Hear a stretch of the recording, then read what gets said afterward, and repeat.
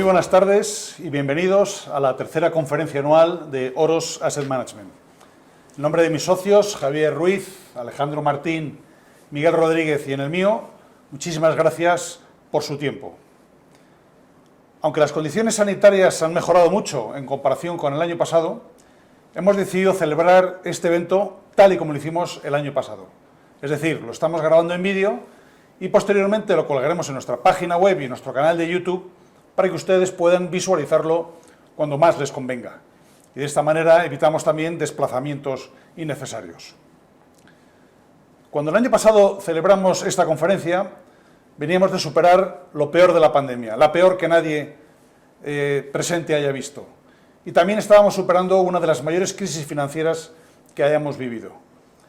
En ese momento, el mensaje que transmitíamos a nuestros coinversores era el de la calma, el de la paciencia y el de la tranquilidad. Consejos mucho más fáciles normalmente de transmitir que de cumplir. Afortunadamente, la inmensa mayoría de nuestros coinversores mantuvo la calma y esa paciencia fue recompensada con importantes revalorizaciones que son las que han experimentado nuestros fondos durante los últimos 12 meses. En nombre de todos esos que han confiado en nosotros, en nombre de todo el equipo de Oros Asset Management, a todos ellos que han confiado en nosotros y lo siguen haciendo, muchísimas gracias por su confianza. Permítanme ahora que les recuerde algunos datos importantes acerca de nosotros. En Oros tenemos dos estrategias nada más, una estrategia ibérica y una estrategia internacional y 3 vehículos, 2 fondos y un plan de pensiones. Gestionamos 70 millones de euros y tenemos 2.500 partícipes, más de 2.500 partícipes, muchos de los cuales invierten en nuestros fondos periódicamente de una forma automática, una forma de invertir que, como ya hemos explicado en otras ocasiones, nos gusta especialmente por la disciplina que supone. Todos los trámites para que puedan hacer en nuestros fondos los pueden hacer de forma automática en nuestra página web, incluyendo la apertura de la cuenta, y posteriormente también pueden hacer consultas o hacer operaciones a través de nuestra aplicación. Si no se la han descargado ya, les animo a que lo hagan porque es una manera y una herramienta muy útil para consultar sus posiciones y operar en nuestros fondos. Como saben todos aquellos que nos siguen, nuestra estrategia ibérica ha tenido un comportamiento excepcional durante los últimos 12 meses. De hecho, y como ya ocurriera en nuestra etapa anterior, nuestra estrategia ibérica vuelve a ser la más rentable de su categoría a 1 y 3 años. Desde que empezamos a gestionar esta estrategia en el 2012, se ha revalorizado en en algo más de un 180%, lo que supone una rentabilidad anualizada del 12%. Por su lado, el índice se ha revalorizado menos de la mitad, es decir, un 75% frente al 180% y una rentabilidad anualizada del 6,4% frente a la del 12% que ha obtenido nuestra estrategia ibérica. La estrategia internacional también ha tenido un comportamiento excepcional. De hecho, en lo que va de año ha subido más de un 40%. Desde que empezamos a gestionarla, se ha revalorizado en más de un 200% frente a más del 225% del índice de referencia. Pero hay que tener en cuenta que venimos del peor periodo de la historia para nuestro estilo de inversión. Por eso, ahora que las cosas empiezan a mejorar para los inversores en valor, pues estamos muy optimistas con esta estrategia para los próximos años. Una idea que repetimos mucho en nuestras conferencias y nuestras entrevistas es la de la consistencia. Existe la falsa creencia de que para ser los mejores en el largo plazo hay que serlo todos los años, en todos los periodos. Sin embargo, nadie es el mejor todos los años o todos los periodos. Para ser de los mejores en el largo plazo, lo más importante es ser consistente. Es decir, estar consistentemente por encima de la media, estar consistentemente entre los mejores. Y ese es uno de los objetivos que tenemos en Oros Asset Management. ¿Qué es lo que ha ocurrido este año? Porque ha sido un año, evidentemente, muy peculiar. Fíjense que cuando nos reuníamos hace un año, la rentabilidad acumulada que tenía nuestra estrategia ibérica era del 87%, anualizada del 8%. Desde entonces ha subido más de un 50% y su rentabilidad global total desde inicio es de más del 180% y anualizada de más del 12%. La estrategia internacional hace un año acumulaba una rentabilidad del 90%. Y actualmente, después de una subida del 61% en el año, es de más del 200%. Por eso, un concepto que repetimos mucho en nuestras conferencias es la importancia de mantenerse invertido, de no intentar predecir lo que va a hacer el mercado, de mantenerse siempre invertido. No sabemos cuál va a ser el catalizador que provoque la reversión a la media, ni tampoco sabemos la rapidez ni la fortaleza de esa reversión a la media, pero sabemos que va a ocurrir. El año pasado fue el anuncio de las vacunas lo que hizo cambiarlo todo. El año pasado también mencionábamos que nuestro estilo de inversión, el value investing, se había comportado durante los últimos años significativamente peor que otros estilos de inversión. De hecho, nunca en la historia se había comportado relativamente tan mal frente a otros estilos de inversión durante tanto tiempo. Es verdad que en el último periodo, en los últimos 12 meses, hemos visto una clara mejoría, pero sin embargo, como pueden ver en el gráfico, en un contexto histórico esta mejoría es prácticamente insignificante. Por eso somos muy optimistas con el rendimiento de nuestro estilo de inversión por los próximos años, dado que solamente por la revisión a la media es muchísimo el potencial que tiene nuestro estilo de inversión. También el año pasado hablábamos de de valoraciones que considerábamos exageradas en determinadas compañías muy populares en ese momento en el mercado. Desde entonces hasta ahora, muchas de ellas han caído en más de un 70% y, por tanto, han perdido, lógicamente, mucha de su popularidad. Me estoy refiriendo, por ejemplo, a compañías como Zoom, como Peloton o como Beyond Meat, que, como decía, han caído algunas de ellas más del 70%. Otra pregunta que nos hacen frecuentemente los coinversores es la de si después de haber tenido tanto éxito durante los últimos 12 meses, nuestros fondos siguen teniendo potencial de revalorización. Y evidentemente eso es así. Por eso siempre enseñamos este gráfico, que es la suma agregada de los potenciales de todas las compañías que forman nuestra cartera. Es el potencial, por tanto, total de nuestra cartera internacional y de nuestra cartera ibérica. Al margen de lo que ocurrió el año pasado, que ha sido una circunstancia excepcional, el potencial de nuestros dos vehículos es, en comparación con nuestra media histórica, muy elevado. Historia durante la que hemos sido capaces de obtener rentabilidades de más de un doble dígito. Por eso creemos que, a pesar de que no tengamos el potencial que teníamos el año pasado, algo absolutamente extraordinario, el potencial de nuestros fondos sigue siendo elevadísimo, en más del 130% en la estrategia internacional y de casi el 100% en nuestra estrategia ibérica. Muchas gracias, volveré en el turno de preguntas y ahora le cedo la palabra a nuestro director de inversiones, Javier Ruiz. Tras este repaso que ha hecho Pepe de la situación actual de la gestora, la evolución de nuestros fondos y los potenciales de los mismos, me gustaría ahora tratar de explicar dos focos que pensamos que están generando incertidumbre, nerviosismo en los mercados a lo largo de este 2021. Pensamos que esto es un ejercicio interesante porque al final, si lo pensamos, todos los años siempre hay motivos para el nerviosismo, motivos para no invertir, y este año no está siendo una excepción. Si somos fieles a nuestro proceso y somos conscientes de estas ineficiencias que se pueden generar por estos focos, podremos aprovecharnos de ello y generar rentabilidades sostenibles y satisfactorias, como siempre buscamos en el largo plazo. Si recuerdan, por ejemplo, hace 2 años, el año 2019, cuando celebramos nuestra primera conferencia anual, hablamos también de otros 2 focos que estaban generando incertidumbre en esos momentos. Eran las guerras arancelarias entre China y Estados Unidos y las políticas ultraexpansivas que estaban llevando a cabo pues, los bancos centrales de todo el mundo.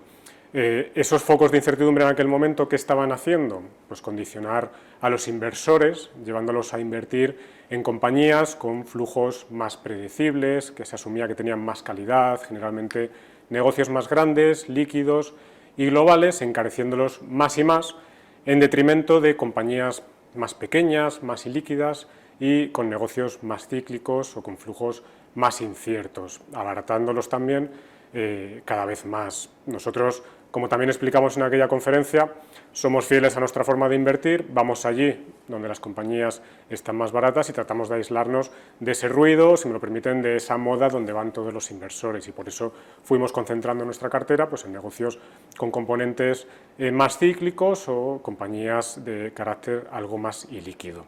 El año siguiente, 2020, tristemente, hemos tenido un foco de incertidumbre que nos ha afectado a todos, ¿no?, en nuestra vida personal y, por supuesto, en las economías, con la llegada de la pandemia del coronavirus. Esta pandemia lo que hizo fue exacerbar todavía más esta dinámica que estábamos viviendo los años anteriores, 2018, 2019, fundamentalmente, y además alimentaba un poco de euforia en compañías casi de nueva creación, como las que mencionaba antes Pepe, como Peloton o Zoom, que podían verse beneficiadas teóricamente por los confinamientos, los cierres de las economías. Este 2021 no va a ser una excepción, tenemos nuevos focos, como decía, de incertidumbre. Ahora que la pandemia con las vacunas, pues poco a poco, muy poco a poco en realidad, se va olvidando, nos encontramos con dos motivos para el nerviosismo, como son los cuellos de botella que están viviendo muchas industrias a nivel global y las decisiones que el gobierno de Xi Jinping está tomando en China y que están impactando en las industrias y en la economía de ese país. Vamos a empezar a hablar por el primero de los focos, por los cuellos de botella. Un cuello de botella no es otra cosa que una estrechez en la capacidad productiva de un sector que le impide satisfacer a la demanda de los productos que produce.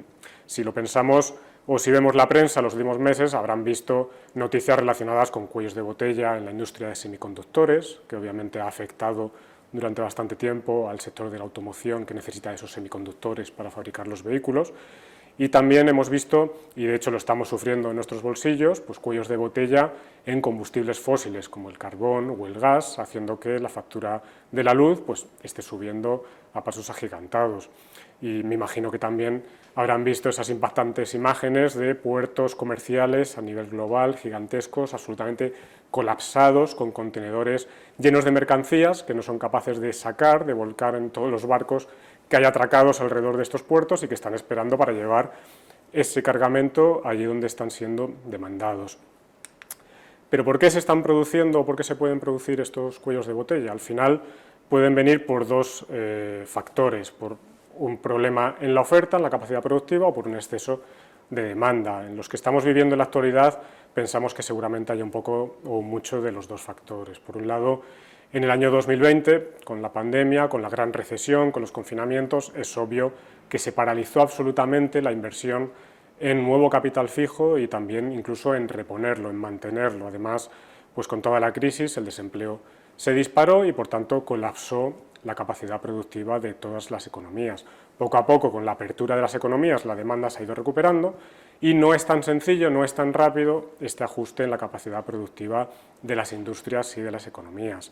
Además, es probable que las medidas gubernamentales de ERTEs y de ayudas estén dificultando el movimiento de trabajadores hacia esos sectores donde están siendo más necesitados por esa mayor intensidad en los cuellos de botella.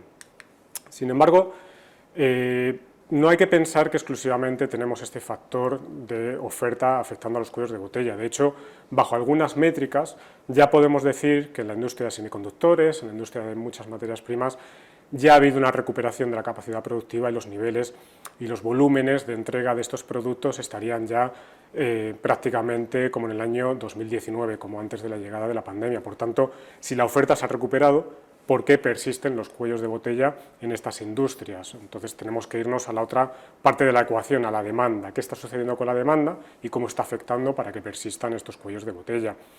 Y aquí vemos varias variables, varios factores que pueden estar contribuyendo. Por un lado, es obvio que todos los planes de estímulo, fiscales y monetarios, incluso de infraestructuras que han llevado muchos gobiernos, pues pueden generar una demanda artificial que antes no existía y que pueden estar impactando. Luego también se ha producido un cambio en el patrón de consumo de las personas. Ahora, en proporción, demandamos más productos manufacturados, más productos tangibles que servicios, en términos proporcionales, que en el año 2019. Es decir, demandamos más productos tangibles que en el año 2019, la oferta sí que alcanza donde está el año 2019, pero como la demanda está por encima, todavía tenemos esos cuellos de botella. Pensemos que los productos tangibles son más intensivos en materias primas, en materiales. Y por último, tampoco podemos desmerecer el factor que juega lo que podemos llamar demanda por lo que pueda pasar. Muchas empresas, asustadas por todo lo que está sucediendo con estos cuellos de botella, están demandando más materias primas, más materiales de lo que necesitan por lo que pueda pasar. Al final esto puede generar una especie de profecía autocumplida. Yo compro materiales por miedo a los cuellos de botella, pero genero una demanda artificial que al final impulsa que se produzcan. Y bueno, pues todos estos factores obviamente están afectando por el lado de la demanda.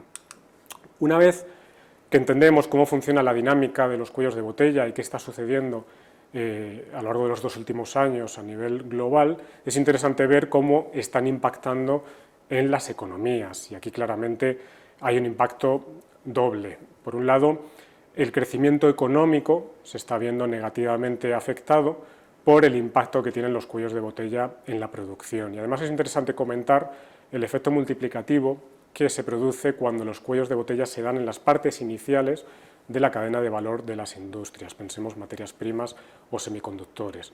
¿Por qué se produce ese efecto multiplicativo en el decrecimiento de las economías? Pues lo podemos ver en esa imagen de la derecha, en la que se trata de ilustrar la situación, la relación de 2 fábricas con proveedores y con clientes. Pensemos en 2 fábricas que a lo mejor dependen de 300 y pico proveedores para fabricar sus productos. A su vez, estos productos que fabrican las 2 fábricas se lo venden a otras 100 y pico empresas que los necesitan para fabricar los suyos propios y luego venden esos productos a más de 1000 empresas. Si las 2 fábricas iniciales sufren un cuello de botella dentro de su cadena de valor, los proveedores que tienen no le entregan material, esas 2 fábricas no pueden suministrar a esas 100 empresas que son clientes y esas 100 empresas no pueden vender sus productos finales a más de 1000 empresas que a su vez venderían a los consumidores. Por eso la especialización, la globalización de las economías y de las industrias genera estos cuellos de botella cuando algo falla en las etapas iniciales. Por otro lado, tenemos otro impacto muy obvio en los precios, en la inflación. Si hay un cuello de botella en las materias primas, obviamente su precio pues, va a responder al alza, y es lo que ha sucedido. Desde los mínimos de 2019, por ejemplo, el índice de materias primas de Bloomberg pues ya sube cerca de un 80%. Esa subida en las materias primas se traduce obviamente en una inflación generalizada. ¿Por qué? Porque los fabricantes que necesitan de esas materias primas para hacer sus productos van a tratar de trasladar la subida de costes en los precios finales. Y así pues nos encontramos ahora con inflaciones no vistas en décadas en la mayoría de las economías. Sin ir más lejos, en Estados Unidos, el último dato reportado hablaba de una inflación cercana al 7%. ¿Es esta inflación o va a ser esta inflación persistente a lo largo del tiempo? ¿Va a ser algo de corto plazo? Porque por un lado tenemos claro que los cuellos de botella, la capacidad productiva de las industrias terminará adaptándose a la demanda. Pero ¿qué sucede con los precios? ¿Va a mantenerse la inflación elevada o vamos a tener deflación que corrija estos excesos? Pues no lo tenemos claro. Y de hecho, los presidentes de los bancos centrales, las principales autoridades monetarias, parece que tampoco tienen muy claro qué puede pasar. Jerome Powell, sin ir más lejos, el presidente de la Reserva Federal, a primeros de año hablaba de que la inflación iba a ser muy reducida y muy corta en el tiempo, y ya en sus últimas declaraciones está hablando de que está siendo más prolongado, más persistente de lo esperado, incluso habla de frustrante porque no acaba de entender por qué no se corrige esta situación de inflación elevada. ¿Qué pensamos nosotros? Obviamente tampoco lo sabemos. Lo que sí creemos que hay que monitorizar es el riesgo de entrar en lo que se llama una espiral inflacionista, que es cuando los salarios responden al alza frente a esta inflación, esa subida de salarios hace que incremente la demanda, generando más inflación a su vez, es una subida de salarios y entremos en esta espiral inflacionista que históricamente cuando se produce es muy difícil de controlar y de salir de ella. En ese escenario, pues todos los bancos centrales tendrían que orquestar una subida muy importante en los tipos de interés, posiblemente en un momento en el que las economías no podrían soportarlo. Por tanto, hay que estar muy atentos a esta dinámica y las consecuencias que pueda tener. En cualquier caso, creo que es interesante repasar cómo los cuellos de botella, cómo esta inflación está impactando en nuestra cartera y cómo estamos posicionados también a futuro frente a estos escenarios. Tenemos 3 temáticas diferentes en relación con esta situación en nuestro fondo Oros Value Internacional. Por un lado, como saben, llevamos ya bastante tiempo, bastantes años invertidos en el sector de las materias primas. No porque esperásemos cuellos de botella tan grandes, tan exagerados como los que estamos viviendo estos últimos meses, sino porque analizamos siempre con una visión de muy largo plazo las dinámicas de demanda y oferta, y en las materias primas en las que estamos invertidos, pues pensamos que va a haber una situación de déficit que genere o justifique una subida de precios de estas materias primas. Sea como fuere, nuestra cartera se ha visto por este lado muy beneficiada a lo largo del año y en promedio nuestras inversiones han generado una rentabilidad superior al 70% en lo que vamos de 2021. En estos momentos mantenemos una exposición pues, que ronda entre el 23-24% del fondo a las materias primas, repartido pues, entre el petróleo, uranio, carbón metalúrgico, acero inoxidable o cobre. Es también relevante o significativo el siguiente gráfico, ya bastante clásico, en el que se compara la evolución del índice de las materias primas con el índice de Standard & Poor's 500, para hacernos una idea de hasta qué punto las materias primas lo han hecho bien o mal en el mercado, y podemos ver cómo, pese a esta gran subida que llevan en 2021, pues siguen en niveles cercanos a mínimos históricos, con lo cual, por poner un poco en contexto también, pese a la gran subida, no está siendo tampoco algo muy exagerado. Un segundo bloque de compañías que tenemos en cartera, podríamos distinguir aquí, son compañías industriales, compañías financieras o compañías inmobiliarias que no están cotizadas en Hong Kong, ya que de eso hablaremos más tarde por tener ese impacto del segundo foco de incertidumbre que mencionábamos al principio. Aquí en este bloque, pues haciendo nuestro análisis, pensamos que el grueso de las compañías tendrá un impacto entre neutro y positivo por este entorno de inflación. Por el lado positivo, pues algunas compañías pensamos que van a ver cómo los activos de los que son dueños pues se van a revalorizar, y además creemos que muchas de ellas tienen capacidad, poder de fijación de precios por encima de la subida de costes, con lo cual incluso podrán tener una expansión en sus márgenes operativos. Otras compañías seguramente tengan un impacto neutro, ni se verán beneficiadas ni perjudicadas por este entorno.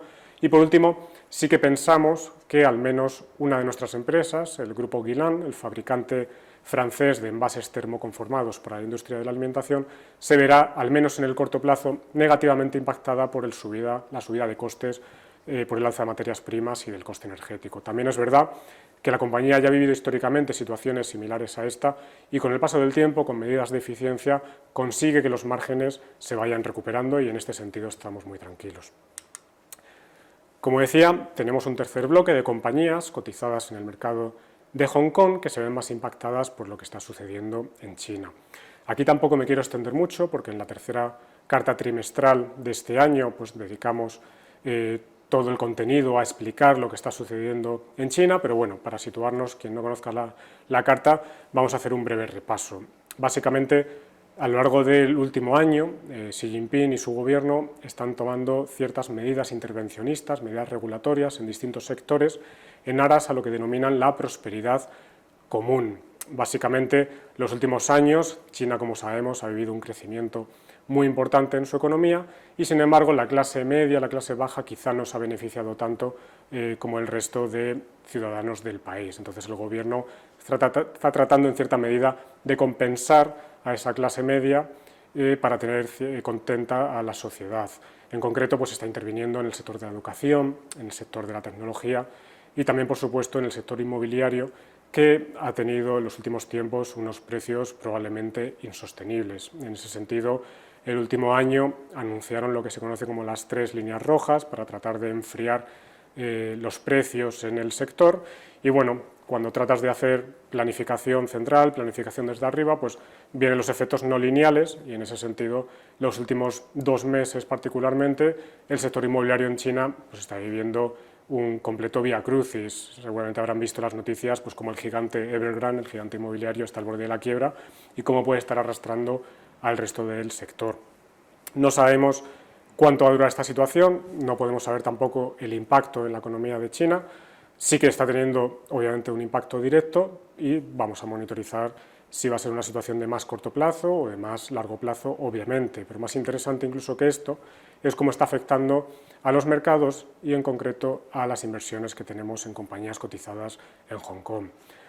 Fruto de esta situación, la bolsa china lleva ya 9 meses haciéndolo peor que el resto de bolsas globales, lo cual es reflejo de la complicada situación que está viviendo la economía, pero también puede ser un foco de nuevas oportunidades. Y relacionado con esto, pensamos que nuestras carteras, nuestras inversiones en compañías cotizadas en Hong Kong son reflejo de estas oportunidades que hoy existen.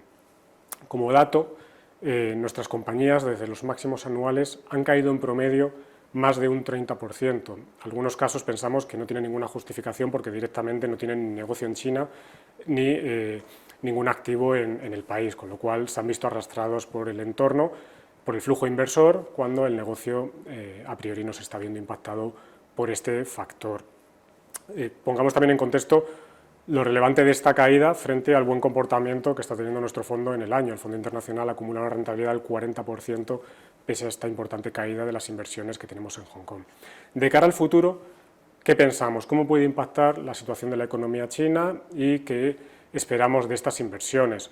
Pues por un lado tenemos que recalcar que la situación financiera de estos negocios es envidiable. Prácticamente todas las compañías tienen una posición de caja neta y esto es muy importante porque al final les va a ayudar a capear cualquier entorno económico que se vaya presentando en los próximos meses o años.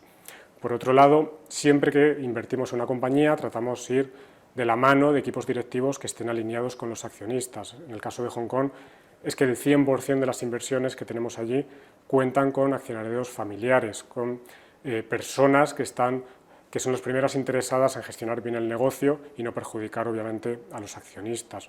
Por último, reflejo de esta gran oportunidad, todas las compañías que tenemos en nuestra cartera tienen un potencial superior al 100%. Por tanto, pese a la incertidumbre que puede existir en estos momentos, estamos muy tranquilos con estas inversiones y pensamos que la oportunidad es muy clara. Por mi parte nada más, les dejo ahora con mi compañero Alejandro, que va a tratar de explicarles por qué, pese a las grandes subidas, sigue siendo un gran momento para invertir en nuestros fondos. Muchas gracias. Bueno, buenas tardes a todos. En esta tercera parte de la conferencia, mi objetivo es tratar de dar respuesta a una pregunta que nos están haciendo mucho, ¿no? Y es cómo, a pesar de las grandes subidas que han tenido a lo largo del último año o año y medio nuestros fondos, ¿por qué pensamos que el potencial de nuestros fondos sigue siendo muy interesante? ¿Por qué hemos mantenido ese potencial elevado? ¿Cómo hemos sido capaces de mantener ese potencial elevado, por un lado, a través del rebalanceo dentro de nuestras posiciones y por el otro, a través de la reinversión de nuevas compañías en nuestra cartera y, por último, los catalizadores que afectan a las compañías de nuestra cartera? Por un lado, los factores externos o exógenos, que son en general las OPAs o las ofertas por nuestra compañía, y en segundo lugar, los factores internos, que son por los que nosotros podemos apostar, ¿no? Esos factores que vemos que están sucediendo en nuestras compañías y nos invitan a pensar que cosas buenas van a suceder pronto. ¿Cuál es el primer factor de creación de valor para nosotros, ¿no? Pues como se puede ver en la diapositiva, la rotación de las empresas, ¿no? A lo largo de este año hemos sido capaces de desinvertir un 28% de la cartera, compañías, por un lado, que se han visto involucradas en OPAs, como es el caso de PSB Industries, el caso de Brookfield Property Partners, y también compañías que han llegado a su precio objetivo, que se ha cumplido prácticamente el 100% o incluso el 100% de potencial, como es el caso de la cadena de restaurantes de One Group, la compañía Baidu, la compañía química catalana Aircross o incluso la compañía francesa Infotel. Nosotros, este 28% de empresas de la cartera que hemos vendido, hemos sido capaces de reinvertirlos en compañías que pesan aproximadamente la misma cuantía, ¿no? Un 28% de la cartera. ¿En qué lo hemos invertido? Pues, por un lado, empresas, aproximadamente el 10% de la cartera, 11% de la cartera, empresas que valen entre un 70 y un 100% más. Luego también hemos invertido ese capital en compañías que valen entre un 100 y un 200% más, es decir, compañías que tienen capacidad de entre duplicar y triplicar. Incluso el 7% restante de la cartera de estas nuevas incorporaciones son compañías que valen aproximadamente el triple o incluso más en bolsa. Con lo cual, nos encontramos ante un portfolio que a día de hoy el 28% de la cartera son nuevas compañías, otro porcentaje de la cartera, que son prácticamente todas las compañías que están en Hong Kong y que están en mínimos históricos, y una llamada clase media, aproximadamente el 50% del portfolio, que son compañías que van poco a poco recogiendo su valor en bolsa, y un ejemplo de esto sería pues BMW, ¿no? Una compañía que va subiendo en bolsa, llevamos muchos años invertidos, pero todavía seguimos viendo potencial. Esta tesis la contará Miguel ahora en detalle. Como les decía, otra de las cosas en las que podemos crear valor en nuestra cartera no solo es ese rebalanceo de la cartera, ese reciclaje o reinversión de capital de la cartera, sino también el rebalanceo de nuestras posiciones. Este caso que les pongo aquí es el caso de Aperam, una compañía en la que llevamos ya varios años invertidos, y en el momento en el que empezamos en Oros, a mediados del año 2018, era una compañía que cotizaba aproximadamente a 38 euros por acción. En ese momento pesaba aproximadamente un 3,2% del fondo. Durante la pandemia llegamos a tener, cuando la compañía cotizaba en el entorno de 17-18 euros por acción, llegamos a tener un 6% de peso en la cartera. Y desde entonces la cotización ha multiplicado pues prácticamente por 3, ¿no? La hemos visto en la zona de los 55 euros por acción, donde nosotros hemos tenido un peso cercano al 1%. Ahora hemos visto caídas pues cercanas al 15 o 20% en la cotización y de nuevo tenemos un peso cercano al 2,2%. ¿Qué quiere decir esto? Pues de los 38 euros que cotizaba a principios o a mediados de 2018 a los 45 euros que cotiza la cotización ahora, la compañía ahora, pues no ha habido tanta diferencia, ¿no? Pero por el camino hemos sido capaces de crear un montón de valor, y a pesar de que la cotización se ha mantenido en un periodo contra otro bastante estable, pues nosotros durante el camino hemos creado muchísimo valor para los partícipes, ¿no? Y además de eso, hemos recibido muchísimos dividendos por parte de Aperam en el periodo, que incrementan aún más pues esa valoración o esa creación de valor en el tiempo, ¿no? También este ha sido la creación de valor que hemos tenido hasta ahora. ¿Qué es lo que viene a futuro? Pues seguirán viniendo OPAs, ¿no? Desde luego los factores externos, no sabemos cuáles van a ser las próximas OPAs, pero si podemos mirar al pasado, nos encontraremos OPAs como las que hemos tenido a lo largo de los 2 últimos años, ¿no? Es el caso de las 7 OPAs que hemos recibido, OPAs que nos han puesto muy contentos, como es el caso de BME y PSB Industries, OPAs que nos han gustado un poco menos, pero que nos han servido para reciclar capital, y por último, ofertas que no nos han gustado en absoluto, ¿no? Por el lado de las OPAs que nos han gustado, nos encontramos con el caso de Bolsas y Mercados Españoles, una compañía que recibimos una oferta por parte del operador de la bolsa suiza a una valoración superior a lo que nosotros teníamos, ¿no? Con lo cual, pues, vendimos la posición muy contentos. Por otro lado, nos encontramos con la oferta de PSB Industries. PSB era una compañía que había hecho una gestión de capital en los últimos años muy buena. Habían repartido un dividendo extraordinario, habían hecho un spin-off de una de sus divisiones, y el negocio operativo estaba siendo muy competido, un negocio competido, y en el momento que nos llegó la oferta, la compañía estaba sufriendo, la valoración que nos pagaron por la empresa nos pareció muy razonable, y a pesar de que no maximizaba el 100% de nuestra valoración, de la parte que quedaba del negocio que seguía cotizado, es verdad que sí que recogía una buena parte de la valoración, ¿no? Nos pareció un precio justo. Luego, hay otras ofertas que nos dejan un poco, por una parte contentos y por otra no tan contentos, ¿no? Son los ejemplos de Clear Media, de Sonae Capital o de Brookfield Property Partners, ¿no? Son compañías en las que nos pagan un potencial o nos pagan un precio razonable, un buen precio por esa compañía, aunque quitan parte de potencial del fondo. ¿Qué sucede? Que si nosotros somos capaces, en el momento que llegan esas ofertas, de reciclar ese capital, es decir, de reinvertir ese capital en nuevas ideas que tienen aún más potencial, pues el partícipe, a fin de cuentas, se va a ver beneficiado de esa situación, ¿no? Que fue lo que pasó en estas 3 compañías, pues 2 de ellas en 2020 y otra en 2021, ¿no? Y por último, el caso de las ofertas pues que no nos gustan en absoluto, ¿no? Aquí nos encontramos a Semapa y TK LNG. En el caso de Semapa, a lo largo de 2021, hemos recibido la oferta por parte de Sodim, el vehículo inversor de la familia propietaria de la compañía. Fue una oferta con una prima cercana al 20%, pero que a nosotros nos pareció muy insuficiente. Tuvimos la suerte, o quizá pues, el resto de accionistas que nos acompañaban entendían la valoración de la compañía, y es que el resto de accionistas de la compañía, o una parte de los accionistas de la compañía minoritarios, rechazamos esa oferta. Como la familia no fue capaz de alcanzar el 90% que se exige en Portugal para poder excluir de bolsa la compañía, pues nosotros seguimos siendo accionistas. La cotización, de hecho, a día de hoy está por encima del precio de la oferta, y el potencial a día de hoy, desde nuestro punto de vista, es más del doble, probablemente más cerca, probablemente del triple a lo que está cotizando la compañía, ¿no? Con lo cual, pues, ese potencial todavía sigue vigente para nuestros partícipes, ¿no? Por el lado de TK y LNG, pues la historia probablemente no es tan bonita, ¿no? La realidad es que fue una oferta con poca prima. Nosotros invertimos en TK y LNG, la compañía de transporte de gas natural licuado, y también en su compañía matriz, TK Corporation. Por el lado de TK LNG fue una oferta con una prima, como les decía, del 8%. La realidad es que nosotros pensábamos que debía valer probablemente en el entorno de un 20 o un 30% más.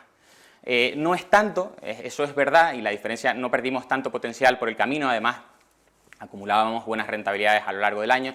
Lo que sucedió es que TK Corporation no deja de ser una apuesta apalancada de su filial TK LNG, con lo cual ese potencial que perdimos en TK LNG se amplificó en TK Corporation, ¿no? Además, ahora el mercado pues, pone ciertos riesgos de reinversión de esa potencial caja que va a recibir TK Corporation, con lo cual pues la compañía está cotizando con descuento y la oferta para nosotros, la realidad es que no ha sido satisfactoria y de momento seguimos invertidos en TK Corporation.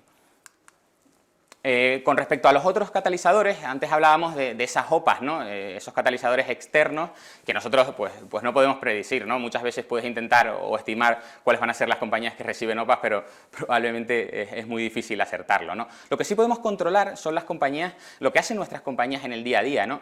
Sí podemos controlar, nosotros lo hemos separado en 4 grandes grupos. Por un lado, la recompra de acciones, por el otro lado, el M&A o fusiones y adquisiciones, también la gestión del balance y, por último, lo que sería la gestión operativa de la compañía, ¿no? En el caso de la recompra de acciones, pues tenemos el caso clarísimo de Fairfax India o del grupo italiano CIR. Son compañías que han realizado tender offers, es decir, ofertas de compra por un porcentaje de la compañía superior a lo que estaban cotizando, en torno al 12%, ambas compañías. Y esto básicamente lo que hace es incrementar el valor en términos por acción para nosotros como accionistas que decidimos quedarnos en el accionariado de las compañías, ¿no? Luego también tenemos otras compañías que siguen realizando programas continuos de recompra de acciones, como las que les muestro ahí. Incluso la propia Fairfax India, una vez que terminó su tender offer, siguió de nuevo recomprando acciones. También el caso de CIR, que además, unida a esa recompra de acciones, han hecho una fusión de su compañía holding, llamémosla, Cofide, con CIR, haciendo además de una recompra de acciones y esa creación de valor por ese lado, también una simplificación de la estructura que nos va a ayudar a crear valor, a tener una compañía más grande y yo creo que más interesante para los inversores, ¿no? En línea con lo que ha hecho CIR, nos encontramos con el M&A, ¿no? Y son dos casos curiosos, son dos casos antagónicos los que nos encontramos, por un lado el de Golar y por el otro el de AerCap. El caso de Golar es un caso de separación, en el que han separado una de sus patas del negocio, que han vendido a New Fortress, y por el otro lado esperamos ver a lo largo de este año, del 2022, perdón, el spin-off o la separación, la segregación de su negocio de shipping. Como vemos, la compañía lo está haciendo adecuadamente, está en un negocio que es difícil de entender para muchos inversores, pues separándolos en partes, ¿no? En el caso de AerCap es exactamente lo contrario, ¿no? En una compañía de leasing de aviones, el líder de mercado junto con GECAS, la filial de General Electric, lo que han hecho es fusionar ambas compañías, con beneficios muy claros, ¿no? El primero de ellos, la financiación que hemos visto, una OPA que se ha cerrado en el mes de noviembre, y este mismo mes de noviembre hemos visto como la compañía, ya en su conjunto, se financiaba a los tipos de interés más bajos de su historia, ¿no? Además, en términos de la ecuación de canje de la fusión, pues el acuerdo fue bastante beneficioso para los accionistas de AerCap. Por eso es curioso este caso en el que el M&A a veces no solo tienen que ser compras, a veces pueden ser escisiones y dos casos, como decía, antagónicos, pues pueden generar valor para los accionistas. También el caso de la gestión de balance, ¿no? En un entorno como es el hotelero, que ha afectado de forma muy importante a Meliá Hoteles, la compañía, pues como todos saben, con la pandemia ha tenido gran parte de sus hoteles cerrados a lo largo de 2020, a lo largo de 2021 también. Las ocupaciones ya empiezan a recuperar, pero la compañía ha estado perdiendo bastante dinero a lo largo de este año y medio, ¿no? En este momento, lo que la compañía ha decidido es vender su portfolio de activos inmobiliarios, o una parte de ellos. Este portfolio de activos inmobiliarios era superior a los 3.000 millones de euros y la mayor parte de inversores y de analistas no valoraban esta cartera. A día de hoy, en el año 2021, nos encontramos como en el primer semestre la compañía ha desinvertido 200 millones de euros de ese portfolio y además han anunciado que probablemente veamos ventas en Latinoamérica de otro portfolio de aproximadamente 200 millones de euros. Con lo cual, en total, carteras que pueden sumar 400 millones de euros y que ayudan a reducir la deuda y que hacen que se genere valor de nuevo para el accionista, ¿no? No en este caso en términos de creación de valor per se, pero sí que el mercado, pues, o la gran parte del mercado empieza a ver cómo aflora ese dinero, ¿no? Y los analistas, lógicamente, y la mayor parte de inversores, pues le dan una valoración más alta a la compañía. Por último, simplificando uno de los casos que tenemos en la gestión operativa del negocio, tenemos el caso de la compañía portuguesa Sonae, ¿no? Desde la llegada de Claudia Acevedo, hace 2 o 3 años, ha dado un vuelco total a la gestión de capital de la compañía y la gestión operativa, ¿no? Desde cerrar sus negocios no rentables, como es el caso o algunas de las partes del negocio de Worten, así como también fusionar junto con otros jugadores del sector, a una fusión a 3, la compañía, junto con la compañía JD Sports, y quedarse con un líder de mercado para hacer su negocio de ropa y material deportivo más rentable.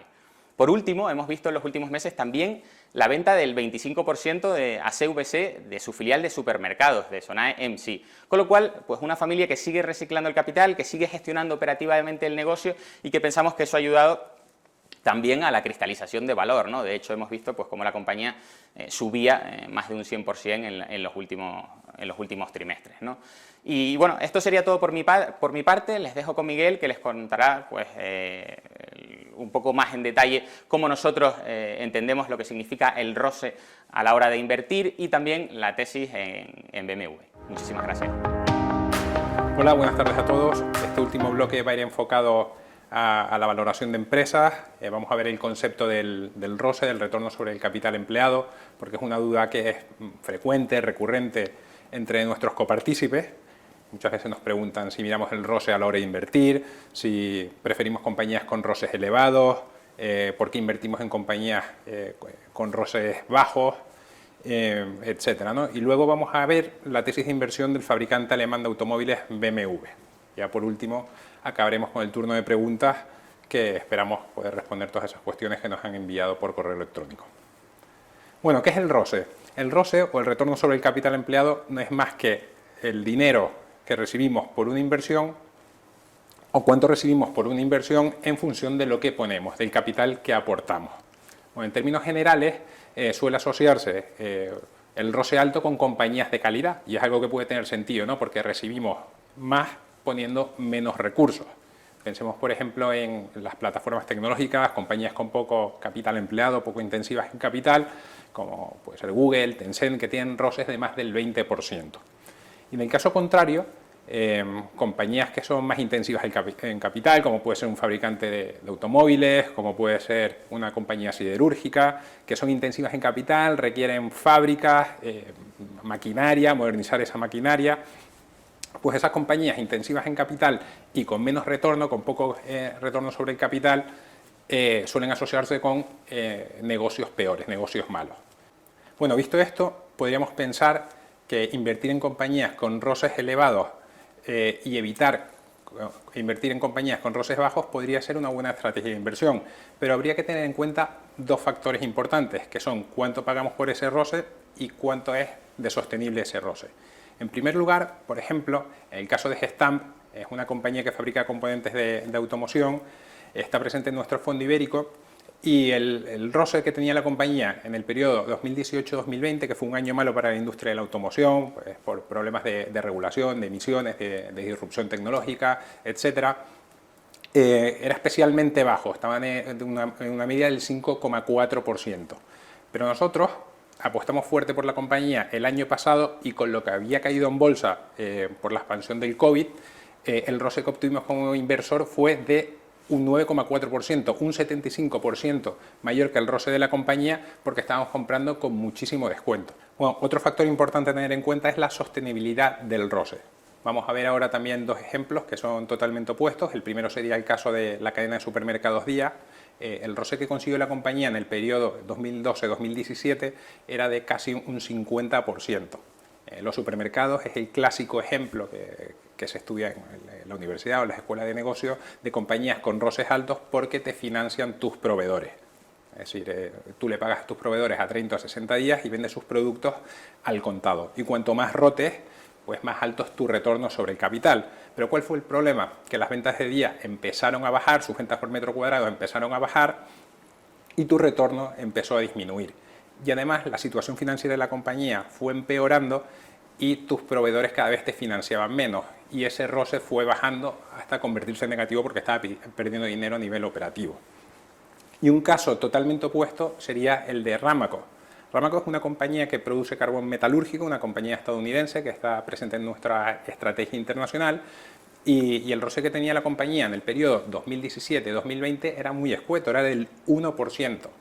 Claro, es que en esos años las dinámicas de su mercado no eran buenas, los precios del carbón metalúrgico eran muy bajos, y claro, si nos fijamos en el ROCE que va a ser en el año 2021 con los precios del carbón metalúrgico como están, alcanza el 100%. Vamos, ¿pensamos que este ROCE es sostenible? Pues no, igual que no pensábamos que el ROCE del 2017-2020 era sostenible, ese ROCE tan pequeño, el ROCE de este año, el 100%, pues tampoco, porque en algún momento los precios del carbón metalúrgico volverán a niveles más normalizados. Entonces, ¿qué podemos extraer de aquí?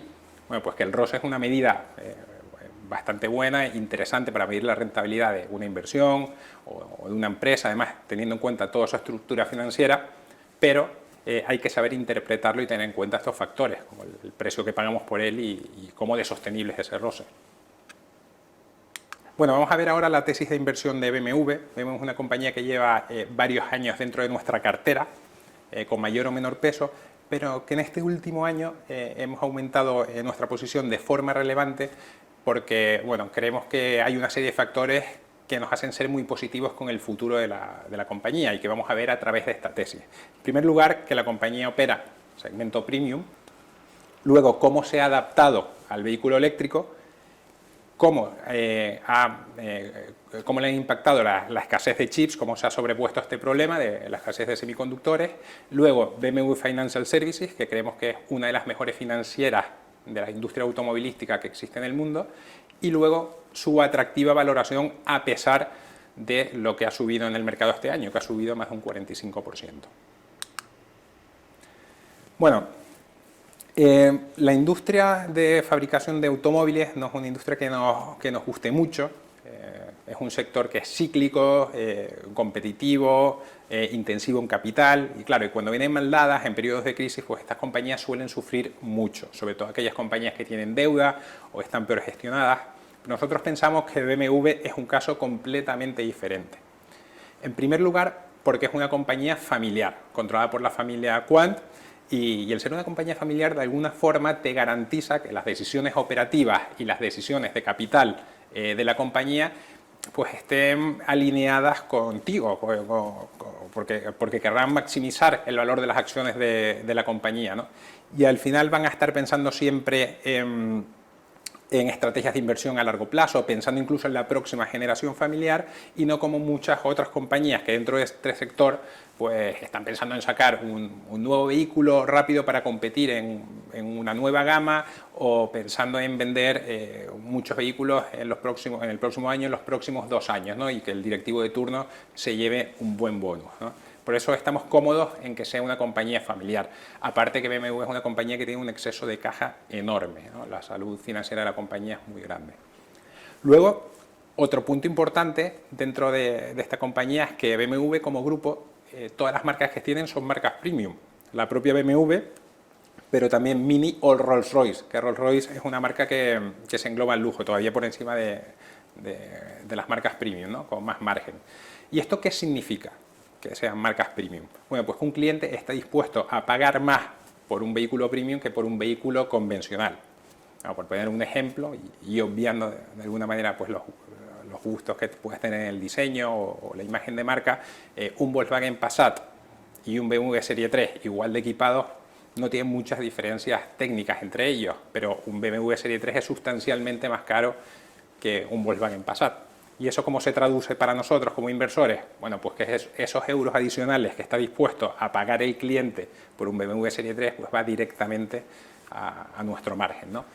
Y eso es lo que vemos un poco en esta diapositiva, ¿no? Esta diapositiva recoge las estimaciones de margen operativo, las estimaciones de los analistas de Bloomberg, para compañías automovilísticas en el año 2021, ¿no? Y lo que vemos es que BMW está en la parte alta de márgenes de compañías automovilísticas, ¿no? Bueno, antes comentábamos que las compañías de automóviles pues habían sufrido estos 3 últimos años por temas regulatorios, disrupción, coche eléctrico, etcétera, y se han comportado mal en bolsa, la mayoría de ellas, ¿no? Pues BMW no es una excepción, se ha comportado mal, bueno, sobre todo porque se le acusaba de haber llegado tarde al vehículo eléctrico, ¿no? Pero ¿es esto verdad? Pues nosotros pensamos que no. Pensamos que no porque BMW es una de las compañías pioneras en poner un vehículo eléctrico puro en el mercado. Lo hizo con el BMW i3, salió al mercado en el año 2013. En estos 8 años ha vendido más de 200.000 vehículos que suponen un auténtico laboratorio rodante como vehículo eléctrico en el mercado. Pero es cierto que hemos tenido que esperar hasta 2021, sobre todo hasta finales de 2021, para ver nuevos modelos eléctricos de BMW en el mercado. Pero estos años no han estado parados y la espera ha merecido la pena, porque los nuevos modelos de BMW están en lo alto del ranking en términos de autonomía, muy por encima de sus competidores, lo cual es muy interesante porque una de las características que valora un usuario, una de las características más importantes que valora un usuario que quiera cambiar de un vehículo de combustión a un vehículo eléctrico es que tenga una gran autonomía. Y además no solo es cuestión de autonomía, sino de cómo de eficientes son los nuevos motores eléctricos de BMW. En este gráfico vemos que en el eje de ordenadas están los kilómetros por kilovatio hora de consumo. Eso sería un símil de los kilómetros que puede hacer un coche consumiendo 1 litro de combustible para los coches de combustión. Entonces, cuanto más arriba estemos en el gráfico, significa que el coche consume menos, que es más eficiente. Y en el eje de abscisas lo que tenemos es el peso, ¿no? Evidentemente, a más peso, pues más va a consumir el coche, ¿no? ¿Y este gráfico qué dice? Bueno, pues que vemos que en la parte derecha los coches más pesados, ahí están pues los SUV, los todocaminos, los coches más grandes. BMW está en lo más alto, es decir, los coches en todas sus gamas está consumiendo menos que el resto de sus competidores. Y en el lado de los menos pesados, cuando se va a 2.000, 2.200 kilos, está la berlina, que también está muy por encima del resto de competidores, lo cual es muy interesante porque lo han hecho muy bien con motores muy eficientes. Y esto, para cuando saque BMW nuevas gamas, pues parece que van a estar compitiendo con prácticamente cualquier modelo del mercado. Bueno, otro punto importante de la tesis, que es algo que no nos esperábamos, es la escasez que ha habido de chips, la escasez de semiconductores. Antes comentaba Javier, los cuellos de botellas, pues en los coches ha pasado lo mismo. Esta escasez de chips lo que ha provocado es que haya una menor producción con respecto a al año 2019, año pre-COVID. En BMW, de hecho, en los 9 meses de 2021 se ha producido un 5,5% menos de coches que en los 9 meses de 2019. Y esto en principio parecía una amenaza, ¿no? Además en un entorno donde la demanda es tan alta, ¿no? que vendes todo lo que produzcas. Pero la compañía ha conseguido sobreponerse con 2 estrategias principalmente. En primer lugar, han conseguido subir los precios de forma muy relevante en 2021 y además han anunciado que suben los precios también para 2022. Y otra estrategia que han seguido es la de dedicar todos los chips que les van suministrando a producir aquellos vehículos que tienen más margen. Con lo cual han conseguido pues, sobreponerse y compensar con creces esos menores vehículos producidos, ¿no? Y eso lo vemos en el gráfico que tenemos en la diapositiva. Este es el margen operativo del segmento auto de BMW y vemos que el margen que habían dado, el guidance que habían dado para margen este año era del 8%, pero a medida que ha avanzado el año y han conseguido subir los precios, pues este guidance ha subido hasta el 10,5%, es decir, el segmento de auto va a tener el mayor margen de los últimos años, con lo cual va a ganar muchísimo dinero. Bueno, BMW, aparte de fabricar coches y motos, te da la oportunidad de financiar estos vehículos con su propia financiera, con BMW Financial Services.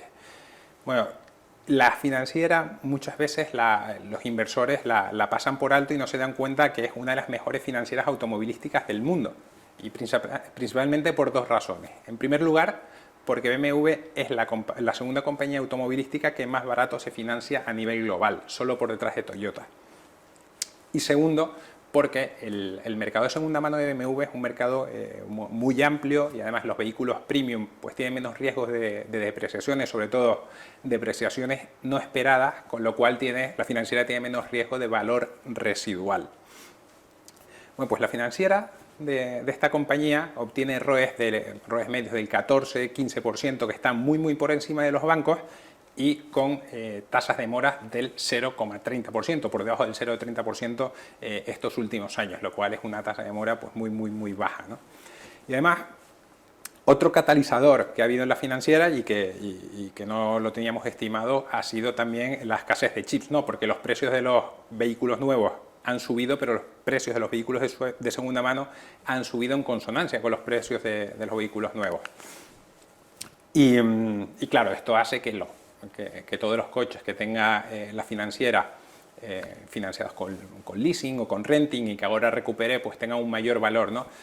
Y el guidance que habían dado al principio de año de rentabilidad financiera, de ROE para la financiera de BMW, era del 15%, y a medida que ha avanzado el año han dado un nuevo guidance del 23% de rentabilidad financiera, lo cual es la rentabilidad más alta de los últimos años también. Bueno, vamos a ver ahora la valoración de la compañía. Bueno, como hemos comentado en otras ocasiones, nosotros valoramos a 3 años, siempre según el flujo de caja libre que produzca la compañía, y para el caso de BMW hemos hecho distintos escenarios de cuánto flujo de caja libre puede generar el negocio industrial, el negocio de fabricación de automóviles, en función del margen operativo que tenga. Bueno, y aunque este año el margen operativo va a estar en torno del 10-11%, nosotros, nuestro caso base, lo situamos en margen operativo del 8%, que es lo que podemos considerar un margen normalizado, un margen medio de ciclo. Bueno, con un 8%, el flujo de caja libre que puede producir el negocio industrial de BMW estaría en el entorno de 4.200, 4.300 millones de euros. Esto lo multiplicaríamos por el múltiplo de 13,5 veces, que es el que nosotros consideramos razonable para una compañía fabricante de automóviles premium, y tendríamos con ello un valor de empresa de 57.672 millones de euros. Esto sería el valor de empresa industrial de BMW. Luego tendríamos que sumarle 19.800 millones de caja neta, la caja 2024, aquí restando otros ajustes como provisiones, otros pasivos, etcétera. Y también tendríamos que sumarle la participación del 75% en la joint venture de China Brilliance, que serían 10.800 millones. Y además le sumaríamos la valoración de la financiera, a una vez valor en libros, 17.200 millones de euros, que es una valoración pues extremadamente conservadora, ¿no? para una financiera que genera ROEs del 14 o 15% y prácticamente sin mora, ¿no? Y con esto tenemos un valor de las acciones de 105.500 millones de euros, o lo que es lo mismo, 161 euros por acción. Con lo cual tenemos un potencial con nuestras acciones preferentes de más del 100%, a pesar de las fuertes subidas que ha tenido la compañía este año en el mercado. Nosotros tenemos en nuestros fondos acciones preferentes. La principal diferencia que hay con las acciones ordinarias es que las preferentes no tienen derecho a voto, pero bueno, en una compañía familiar tampoco tiene mucha importancia, ¿no? Porque está controlada por la familia Quan, por lo tanto preferimos comprar las más baratas. Y no solo eso, sino que la compañía por primera vez se ha planteado, además lo ha comunicado este año 2021 a través de su director financiero, que ese exceso de caja que tiene lo puede devolver a los accionistas en forma de dividendo extraordinario o recompra de acciones. Y esto sería, si hacen recompra de acciones, que además también es la primera vez que lo dicen, el potencial de la compañía aumentaría muchísimo, porque estaría comprando con un descuento enorme. Entonces ese potencial del 100% sería bastante mayor, y también se podría cerrar muchísimo antes por ese catalizador, con lo cual la tira de nuestra inversión puede ser más alta de lo que nosotros esperábamos. Bueno, esto ha sido todo, muchas gracias y pasamos al turno de preguntas. Muy bien, empezamos con el turno de preguntas que hemos recibido como siempre a través de nuestra dirección genérica y también a través de algún foro. Intentaremos contestarlas todas. Si alguna no quedara suficientemente contestada o si a raíz de la conferencia de hoy surgieran nuevas preguntas, como siempre pueden enviárnosla a nuestra dirección genérica info@orosam.com y en los próximos días iremos contestándolas. Empiezo con la primera pregunta que nos ha enviado Jorge, que dice: me llamo Jorge y soy partícipe del Fondo Internacional. Solo quería trasladarles una pregunta sobre una de las posiciones del fondo.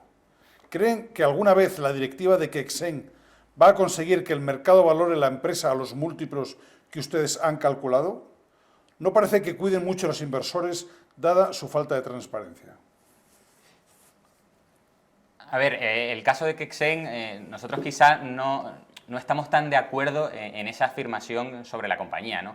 La realidad es que la compañía ha estado en los últimos años, era una compañía que tenía su base de activos en Asia y ha estado reinvirtiendo en Europa. Ha reinvertido también en Nueva York, en San Francisco, en Canadá, incluso también en Japón, ¿no? Que también es Asia. Entonces la compañía ha diversificado mucho geográficamente y sí que ha estado haciendo cosas con el dinero, ¿no? De hecho, la empresa no tiene caja neta, ¿no? Permanentemente reparte dividendos o reinvierte en el negocio.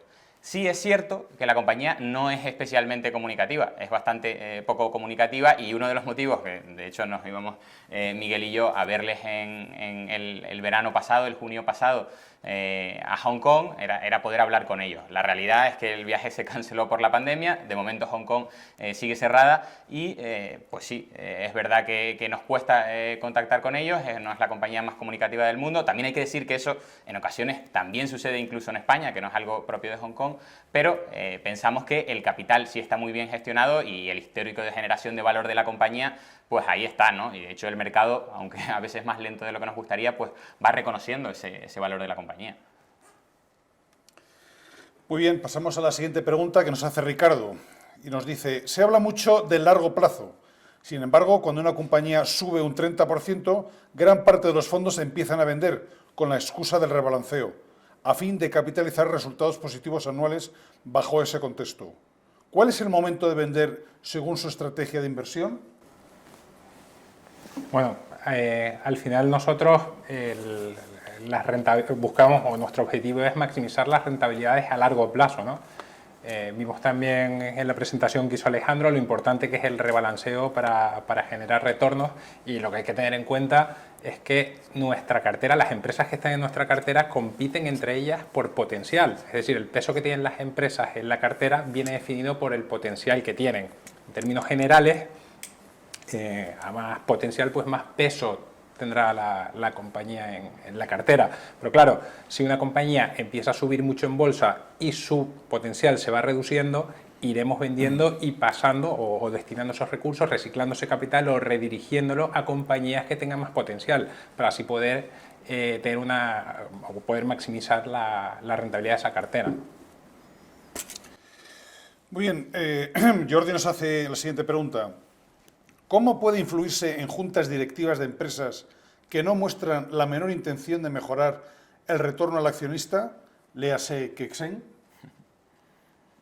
Bueno, volvemos otra vez con el caso de Kexen, pues aquí hay que separar, yo creo que por diversos tipos de compañías, ¿no? Está claro que cuando la familia o el propietario de la compañía tiene más de un 50%, nosotros poco podemos hacer ahí, ¿no? Siempre podemos sugerir y en muchos casos somos escuchados, pero la realidad es que es difícil, ¿no?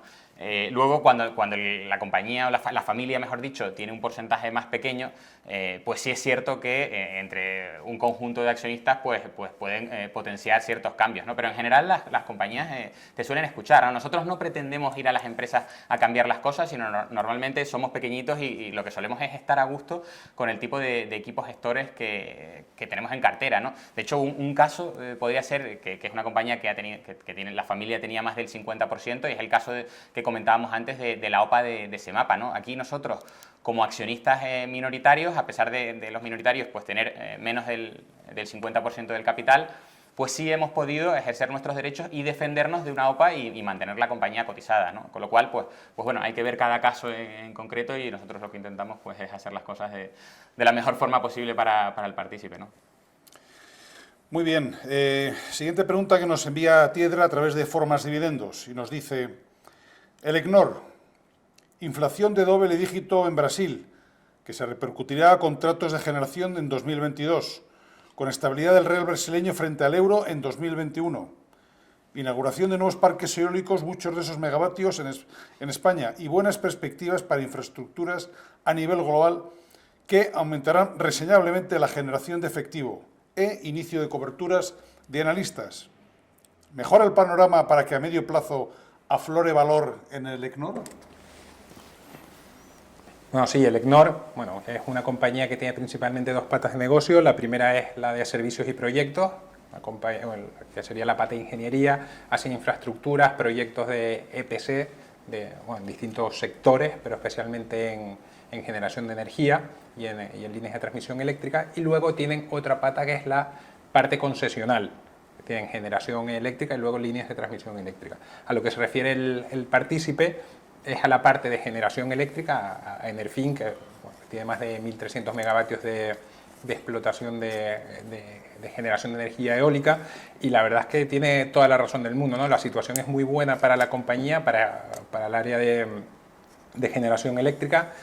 Los precios están protegidos en Brasil, luego en Canadá la compañía está con PPA. En España no se aprovecha tanto esta situación de precios tan altos porque tiene muchos PPA. PPA son acuerdos de compraventa privados de electricidad, entonces no va a mercado. Pero es que aparte, el resto del negocio también va muy bien, ¿no? La parte de infraestructuras y proyectos está en máximos de los últimos años, la cartera. Pero bueno, como dice el partícipe, ¿cuándo se destapará valor? Es cierto que algún broker acaba de empezar la cobertura de la compañía, pero yo creo que hace falta un poco más, ¿no? Y sobre todo que la compañía sea un poco más comunicativa. O sea, hay dos cosas, ¿no? Falta el inversor internacional en España o en Iberia. Ese inversor parece que está fuera, ¿no? Hemos visto los flujos de los fondos ibéricos cómo han ido desapareciendo. Y luego el inversor institucional necesita más comunicación, necesita al menos pues que el ECNOR hiciera una o dos veces al año, al menos 2 veces al año, una conferencia de resultados, ¿no? Y también que sean un poco más agresivos con el capital, ¿no? Yo creo que si era una gestión de capital un poco más agresiva, a lo mejor vender una parte de Enerfin a otro socio, como hicieron con Celeo, o sacar la bolsa, pues sería bastante interesante para destapar valor en esta compañía. Muy bien, la siguiente pregunta nos la hace IRDE, también a través de Foro Más Dividendos, y nos dice: para la construcción de la cartera, los gestores ya han comentado que se construye principalmente atendiendo a criterios de valoración de empresas y las oportunidades que se encuentran en el momento actual de mercado. Además de que cada gestor busque nichos diferentes, ¿existe una gestión del riesgo por parte del equipo para diversificar y no concentrar excesivamente en determinados sectores y geografías, o solo se busca obtener el máximo potencial de rentabilidad?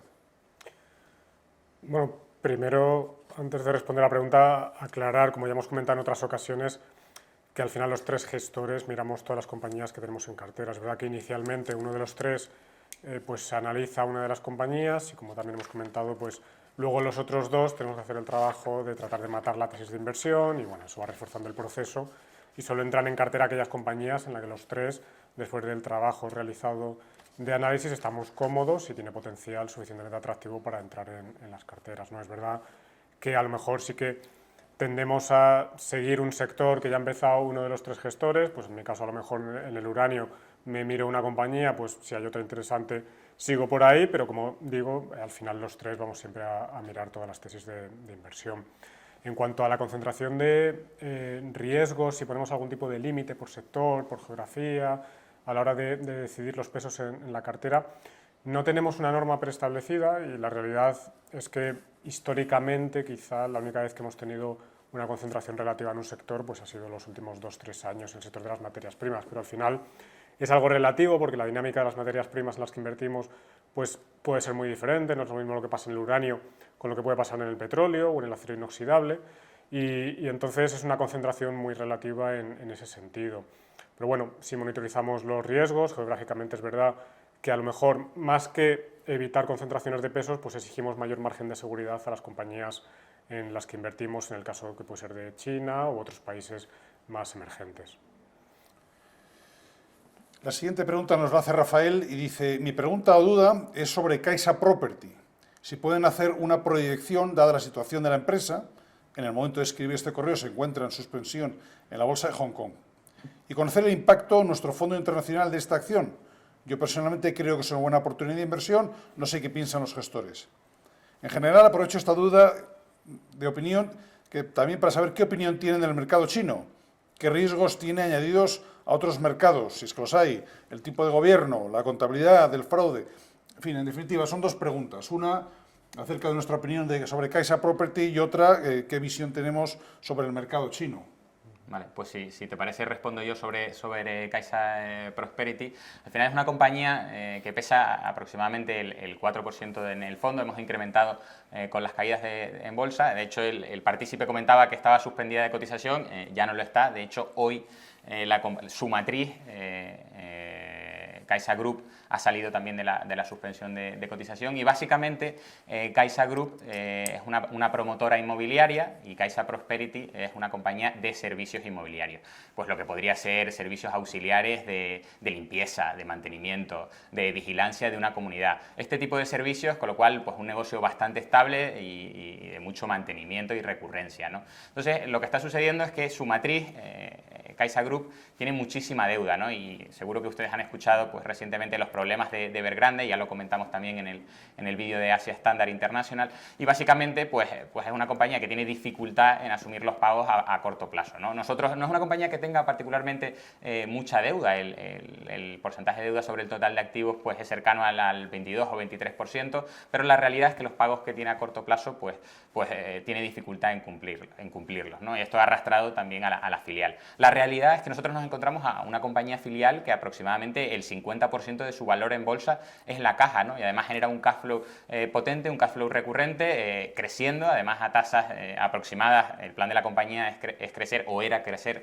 hasta el último plan de negocio, a tasas del 55% al año en los 3 próximos años, y nosotros, con los números que hacemos de forma muy conservadora, pues a pesar de que no metemos esos crecimientos, pues pensamos que la compañía está cotizando a unos múltiplos muy baratos, ¿no? Además pensamos que es una compañía que el catalizador vendrá rápido, ¿no? En el momento que si las cosas van muy mal en Caixa Group, pues probablemente tengan que venderlas y se cristalice el valor, y si la cosa se recupera, pues automáticamente también el mercado lo recogerá rápido en bolsa, ¿no? Hemos visto varias operaciones o transacciones de comparables de Caixa Prosperity en las últimas semanas en bolsa a múltiplos que están entre 10 y 13 veces beneficios, ¿no? Con lo cual, pues cotizando esta compañía 3 o 4 veces, pues probablemente no tenga mucho sentido, ¿no?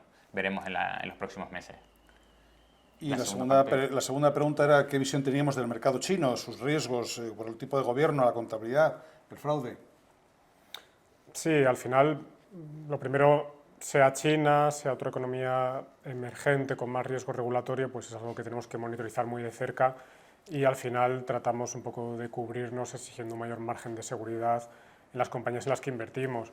Pero es verdad que en China, al ser una economía, podemos decir, de capitalismo de Estado, con una planificación central, como explicábamos antes en la conferencia, pues orientada a tratar de favorecer o proteger a la clase medio-baja y tratando de intervenir en determinados sectores para buscar ese beneficio para esta clase, pues como digo, más media-baja, pues eso puede tener impactos en determinadas compañías. Sin ir más lejos, nuestra inversión en Tencent, que la tenemos a través de Naspers, pues ya en los últimos años se ha visto perjudicada un par de veces por cambios regulatorios en el sector de los videojuegos, o directamente por cobrar pues a través de donaciones, o si queremos llamar impuestos encubiertos, tanto a Tencent como Alibaba y otras compañías del sector, y bueno, pues eso obviamente tiene su impacto.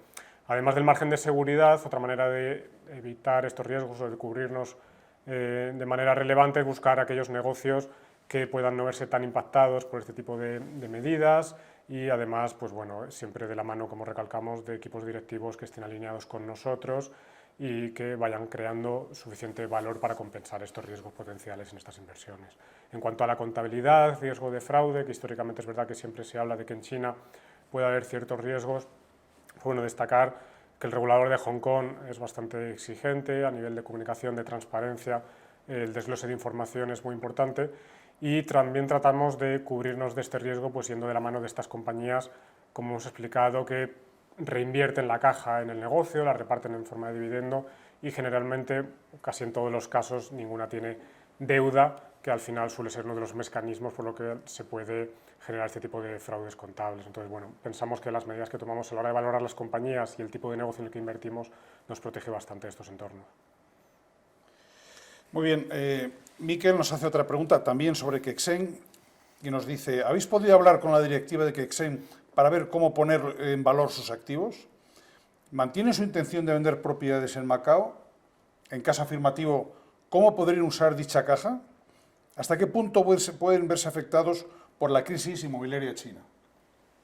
Bueno, son muchas preguntas en una, a ver si soy capaz de recordarlas todas, pero bueno, por suerte o por desgracia, Quexen no es una compañía con activos en China, ¿no? Tampoco es que ahora en estos momentos eso esté siendo especialmente bueno, porque tener hoteles en Nueva York o San Francisco o incluso en Japón, pues no está siendo ahora mismo una gran ventaja, ¿no? Pero en términos de crisis inmobiliaria china, yo creo que no está impactada, ¿no? ¿Qué otras cosas preguntaban, perdona? Bueno, si tenía intención de vender propiedades en Macao, en el caso de que lo hicieran, ¿qué podrían hacer con dicha liquidez? Sí. Y si habíamos hablado con Sí, la directiva. nosotros no pensamos que vayan a vender, o a corto plazo, como la compañía ha dicho, sus activos inmobiliarios residenciales en Macao, lo han dicho ellos públicamente, con lo cual pues es algo que quieren hacer, pero a corto plazo piensan que las valoraciones pues podrían maximizarse más adelante, ¿no? Eso es lo que a día de hoy tenemos por delante. En caso de venderse, que lo harán, no pensamos que vaya a haber dividendos extraordinarios del 100% de capital. Lo que ha hecho históricamente esta compañía es reinvertir el patrimonio y eso es lo que pensamos que harán, ¿no? En términos de comunicación, pues seguimos pendientes de ir a verles tan pronto como nos dejen volver a Hong Kong. La siguiente pregunta nos la envía Periférico, también a través de Formas Dividendos, y nos dice, ¿tenéis ya una mesa de trading o seguís ejecutando el equipo gestor las operaciones? En caso negativo, ¿no nos estaríamos perdiendo un plus de rentabilidad por tener menos recursos que otras gestoras comparables que sí la tienen? Y hace también otra pregunta. ¿Tienen pensado tener algún detalle, bajada de comisiones, con los primeros clientes que confiaron en la gestora, los que tienen aportaciones automáticas programadas o los partícipes menores de edad? Bueno, si me permitís la contesto yo.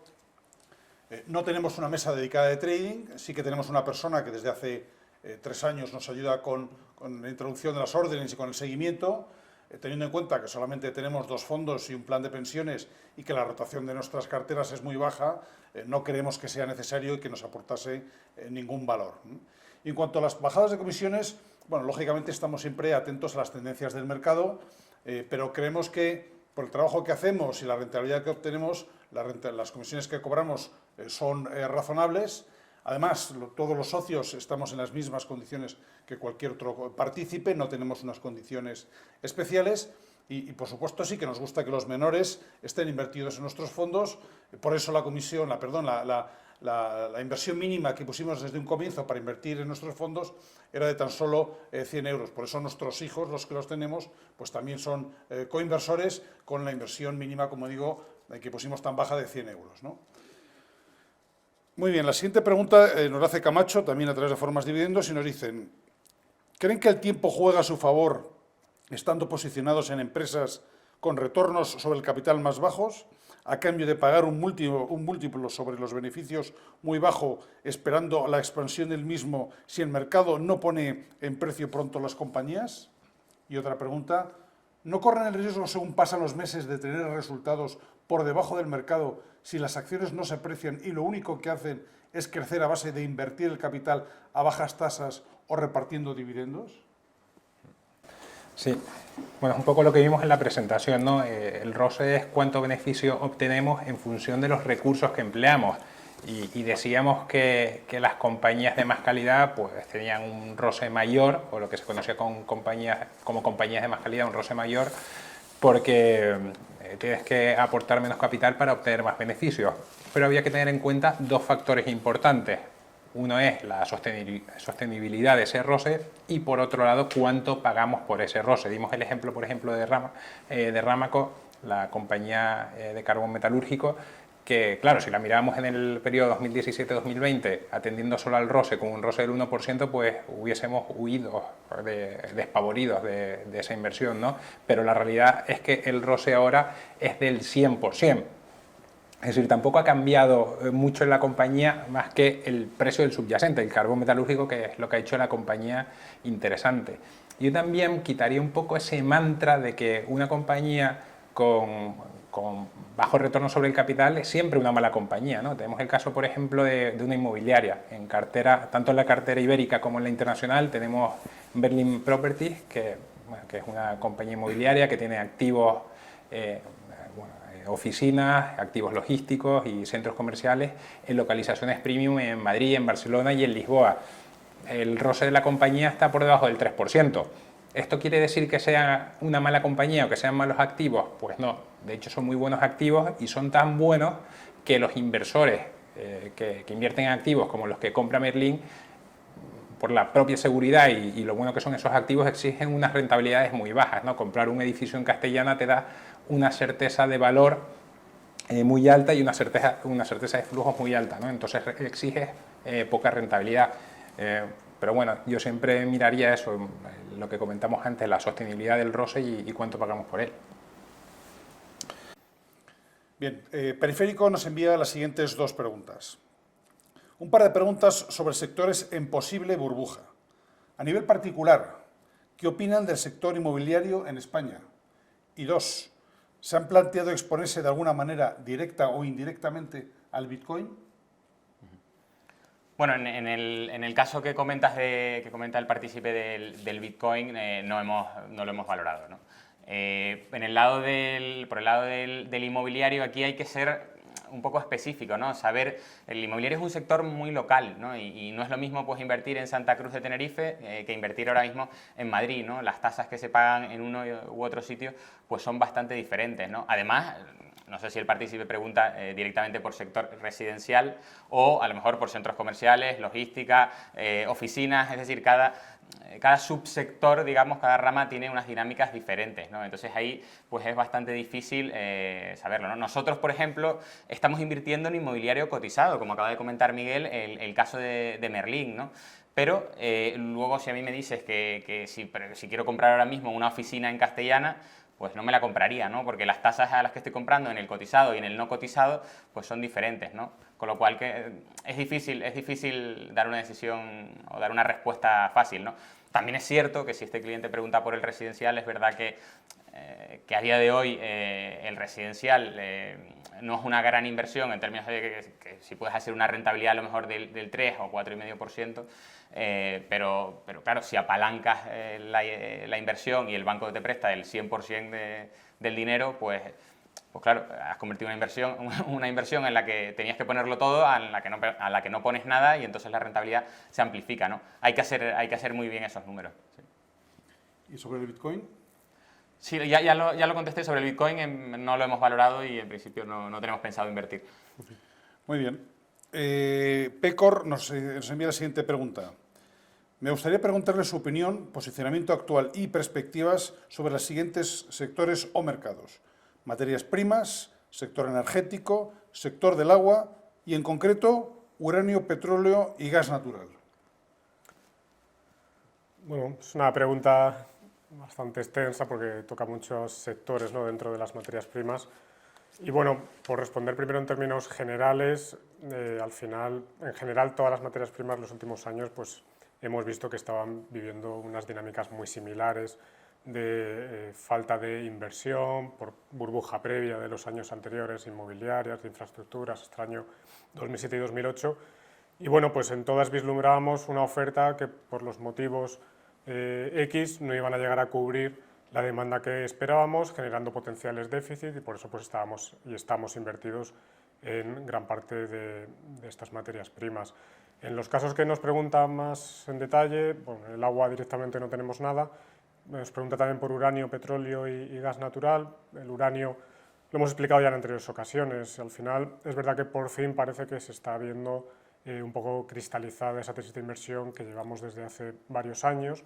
Y bueno, al final, por repasar, responde pues a una situación previa en la que la demanda de uranio o la demanda de energía nuclear pues colapsa con el accidente de Fukushima y las medidas que toman en Occidente países como Alemania, pero bueno, nosotros por ese lado vislumbrábamos que economías emergentes como China o como India iban a apostar claramente por la energía nuclear a largo plazo y por tanto esperábamos una demanda no exageradamente creciente, pero sí creciente de uranio para los siguientes años. En el caso de la oferta, pues la situación era un poco más particular. Es verdad que el precio del uranio, lo que se llama el spot, sí que había caído hasta prácticamente mínimos históricos durante los últimos años, hasta el año 2016-2017, pero la oferta no se ajustaba pese a esa caída de precios, y la razón está en que los productores de uranio firman contratos de largo plazo con las centrales nucleares para garantizarles un suministro, y los precios a los que habían firmado esos contratos de largo plazo estaban bastante por encima de esos precios teóricos de mercado, con lo cual no tenían incentivos a reducir su oferta mientras pudieran vender el uranio a precios más atractivos o más elevados. ¿Qué pasa? Pues que esos contratos de largo plazo van venciendo y los productores se dan cuenta de que ya no ganan dinero a esos precios que tenía el spot tan bajos de $20, $21 la libra. A esos niveles, pues prácticamente 3/4 de la oferta no ganaba dinero y obviamente pensábamos que no era esa situación para nada sostenible. Ahora, poco a poco, las centrales nucleares van a tener que volver al mercado a firmar contratos de largo plazo con estos productores de uranio y obviamente pues ahora la sartén, el mango de la sartén está en el lado de los productores y van a exigir pues precios más elevados que a los que está el spot. En ese sentido, bueno, destacar que se produjo finalmente la restricción de oferta por el lado de Cameco, Kazatomprom, principales productores, y también importante el papel que están jugando los vehículos financieros que compran directamente el uranio. Nosotros llevamos ya años invertidos en Sprott, antes Uranium Participation, y hemos estado también invertidos en Yellowcake, y bueno, pues estas dos compañías lo que hacen es comprar uranio, almacenarlo y ya no lo vuelven a volcar en el mercado, ¿no? Salvo que bueno, tuvieran alguna oportunidad, como sucedía en el caso de Yellowcake. En el caso de Sprott ni siquiera va a vender uranio. Entonces, ¿qué está sucediendo? Que ese exceso de inventarios que alguno podía temer que hubiera en el sector se está limpiando por las compras masivas que está realizando particularmente Sprott, y esto ha generado en los últimos 2 meses pues, un alza muy importante en el precio del uranio, que hoy está en los $47 la libra. Pensamos que el nivel más sostenible debería alcanzar pues, los $60-65, con lo cual, aunque ya se ha producido gran parte de la subida, la ha recogido el sector, pues aún estamos invertidos en Sprott. En gas natural o petróleo también tenemos exposición, en el caso del petróleo a través de TGS, en el caso de gas natural a través de Golar. Y bueno, las dinámicas también son similares en el sentido de que esperamos, si se están produciendo tensionamientos entre la oferta y la demanda, en el caso del petróleo también por falta de inversión. Los últimos años directamente pues, colapsó la inversión en pozos offshore, también el shale oil, el petróleo de esquisto, parece que está sufriendo cierta decadencia en Estados Unidos y eso puede impactar en el mercado del petróleo para la demanda que se espera, y por tanto somos optimistas, somos positivos con el precio del petróleo a largo plazo y con que se vayan recuperando las inversiones del sector. Y en el caso del gas natural, pues bueno, creemos que hay una demanda sostenible de largo plazo porque juega ese papel en la transición energética, que se busca un papel más preponderante en las energías renovables y un menor de combustibles fósiles pues, más emisores de CO2 como el carbón, y por eso pues, tenemos esa exposición a Golar, ¿no? Bueno, pues dinámicas diferentes, como siempre decimos, las materias primas, pero en general que siempre van de la mano de potenciales cuellos de botella que se pueden estar produciendo. Jorge nos hace otra pregunta sobre el EGNOR. Dice, hicisteis un vídeo del EGNOR, ¿seguís viendo la misma oportunidad? ¿Las medidas del gobierno por los precios de la electricidad le pueden afectar? Sí, bueno, ya contestamos antes una parte del EGNOR. Seguimos siendo optimistas con la compañía, es una de las principales posiciones de nuestro fondo ibérico.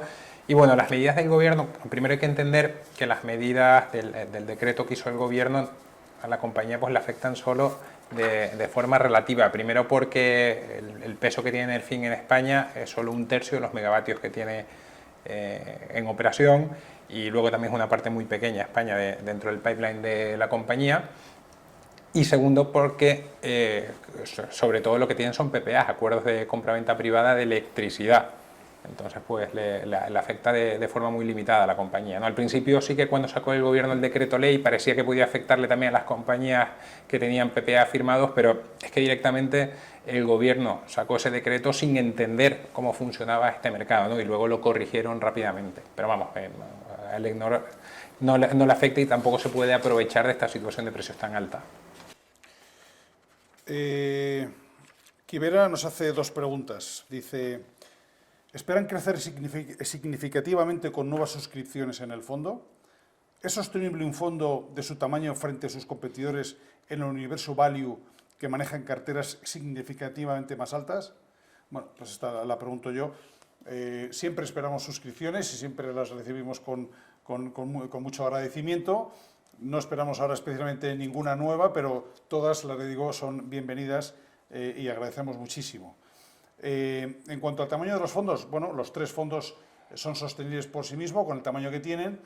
Y no, el tamaño no es un inconveniente, al contrario, el tener fondos más pequeños nos permite invertir en compañías donde otros fondos más grandes pues no pueden por su tamaño, o asignar más peso a compañías que nos gustan por el pequeño tamaño que tienen alguno de nuestros vehículos. Por tanto, no supone ningún problema, son sostenibles los 3 vehículos y, lógicamente, pues sí que nos gustaría que siguieran creciendo como lo han hecho hasta ahora.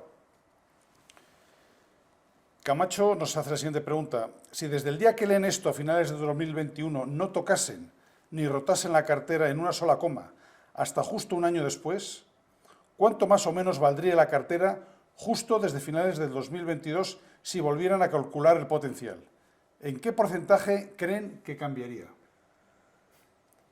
Es una pregunta interesante, pero no sé si vamos a ser capaces de responderla, ¿no? En el fondo, pues nos está preguntando, o así interpreto yo, la capacidad de componer potencial o valor las compañías que tenemos en cartera de un año para otro, ¿no? Y bueno, para un perfil de cartera en el que las compañías fueran o tuvieran flujos de caja muy predecibles, pues quizás sí tuviera su sentido este ejercicio.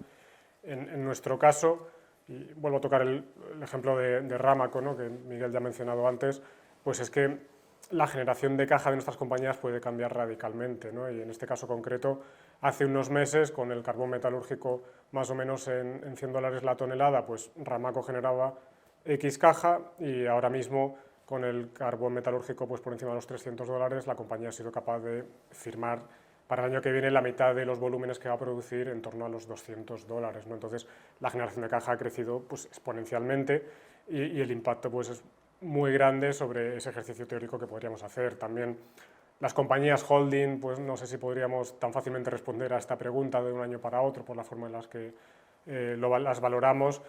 Entonces, bueno, sí que es un ejercicio interesante, pero no sé si para nuestra cartera en estos momentos podría tener tanto sentido hacerlo. Muchas veces nosotros lo que hacemos es valorar un normalizado a 3 años, ¿no? Con lo cual, a lo mejor la creación de valor teórica que nosotros estimamos no se produce en el primer año, sino estimamos que se va a producir a 2, 3 años, y a veces sucede en el primero, otras veces sucede en el cuarto, ¿no? Con lo cual es difícil, yo creo, dar respuesta a esta pregunta. Rodrigo nos pregunta, ¿el valor objetivo del fondo es algo fiable? ¿Cómo calculan el valor objetivo? A ver, no es algo fiable y sí es algo fiable, ¿no? Son probablemente ambas cosas, ¿no? Ya has contado tú cómo lo calculamos, que es una suma de los potenciales, no deja de ser la mejor valoración que nosotros podemos hacer de nuestras compañías. Yo no creo que nosotros pequemos de ser agresivos en esas valoraciones. La realidad es que a medida que nosotros vamos ajustando, es verdad que ajustamos a la baja, pero otras veces, yo diría que la mayoría de veces, simplemente por el paso del tiempo, nuestras valoraciones se terminan ajustando a la baja, ¿no?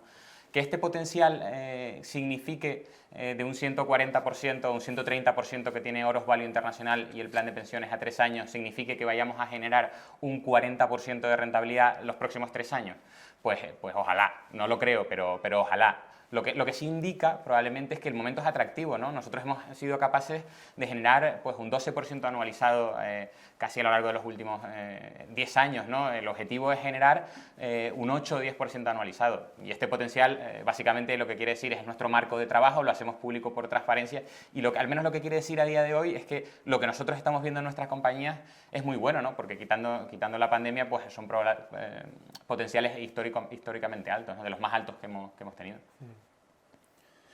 Luego, Marta nos pregunta, ¿qué prefieren? ¿Una empresa PER 8 que sus beneficios crezcan al 3 o una empresa PER 16 que sus beneficios crezcan al 6? Es decir, PER 8 crecimiento al 3, PER 16 crecimiento al 6. Bueno, si fueran dos empresas diferentes, pues como no, depende, ¿no? Si, por ejemplo, si Alphabet, la matriz de Google, estuviera cotizando 16 veces, pues la compraba hoy sin mirar. En cambio, quizás Pendragon, que es una compañía que tenemos en cartera, que se dedica o tiene concesionarios en Reino Unido, a 8 veces pues no resulta tan atractiva, ¿no? Pero igual yo creo que lo que se refiere son empresas iguales, ¿no? Una empresa a PER 8, creciendo al... ¿Cómo era? PER 8... Era PER 8, crecimiento al 3, o PER 16, crecimiento al 6. Claro, si son dos empresas iguales, yo creo que va por el lado un poco del crecimiento, ¿no? Si pagamos por el crecimiento de las compañías, pues nosotros preferimos no hacerlo. Podemos poner, por ejemplo, el ejemplo del caso de Booking, cuando invertimos yo creo que pues, hace 5 o 6 años en la compañía, una compañía que en ese momento estaba creciendo por encima del 20%, hicimos el ejercicio de cuánto crecimiento estaba descontando el mercado en ese momento y prácticamente no estaba descontando crecimiento y la compañía estaba creciendo pues por encima del 10-15%, con lo cual ese es el crecimiento que nos gusta comprar, ¿no? Otro ejemplo puede ser Google, que en fin, es una empresa que crece con roces altos y nosotros no estamos pagando por ese crecimiento. Sí, al final siempre es difícil, a medida que se van alejando esos flujos en el tiempo. Nosotros valoramos a 3 años, si uno estima crecimientos del 10% para los próximos 10 años, pues a medida que ese flujo está más lejos, es más difícil verdaderamente de predecirlo, ¿no? Con lo cual a nosotros nos da más miedo y nos gusta ser más conservadores, ver los flujos que se van a producir o los beneficios que se van a producir de forma más cercana, que son los más fáciles de estimar. Vicente nos pregunta, ¿qué conclusiones están sacando de la parte que tienen invertida en Asia? ¿Encuentran algunas diferencias importantes respecto a invertir en Europa o en Estados Unidos?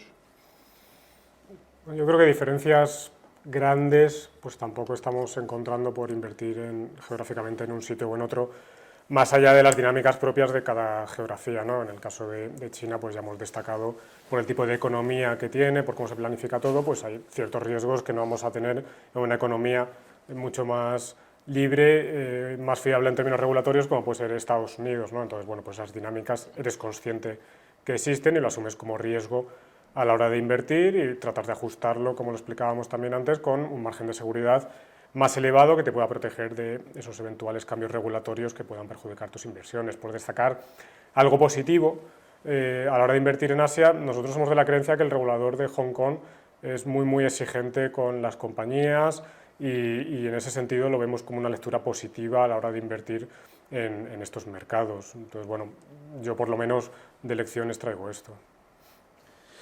Muy bien, y la última pregunta nos la envía Daniel, que nos pregunta, mi hermano me dice permanentemente que mejor invertir en fondos que comprarme una casa, pero yo sigo sin entenderlo. ¿Podrían explicármelo? Espero que no sea mi hermano que se llama Daniel y yo se lo suelo decir, ¿no? La realidad, bueno, es lo que va un poco en la línea en la pregunta que comentábamos antes sobre el sector inmobiliario. Hay que entender, no es lo mismo comprarte una casa en las afueras que comprarte una casa en el centro, ¿no? Si nos vemos una casa en el centro, pues probablemente la mayor parte de capitales en España, pues estamos hablando de una rentabilidad del 4%. Decía antes que nuestro histórico de rentabilidades está es del 12% y nuestro objetivo es intentar hacer entre el 8 y el 10%, ¿no? Que es más del doble de rentabilidad. ¿Qué sucede? Que estamos en un entorno en el que los bancos prestan mucho dinero, financian a veces el 80, el 90 o el 100% y además a unos tipos de interés fijos, muy interesantes y a muy largo plazo, en ocasiones hasta 30 años, ¿no? Con lo cual, oye, pues hay un punto de equilibrio en el que comprarse una casa pues probablemente sea mejor inversión, pero probablemente en el 80% que prestan los bancos no te salga tan rentable. Quizás si haces un 90 o un 95 bien financiada, pues sí que lo sea, ¿no? Pero yo les animo a todos a decidirse, a no decidirse a invertir, sino a hacer un Excel, a hacer los números y calcular qué les sale más rentable, ¿no? Metiendo bien todos los costes, todos los ingresos y que al final es la mejor forma de uno poder hacer unas estimaciones e invertir a largo plazo, ¿no? Muy bien, pues con esto terminamos las preguntas que hemos recibido. Como he dicho anteriormente, si tuvieran más, por favor, envíenosla a nuestra dirección de correo genérica, info@orosam.com, y terminamos esta tercera conferencia anual, como hemos empezado, dándoles las gracias por su tiempo y sobre todo por su confianza. Muchas gracias.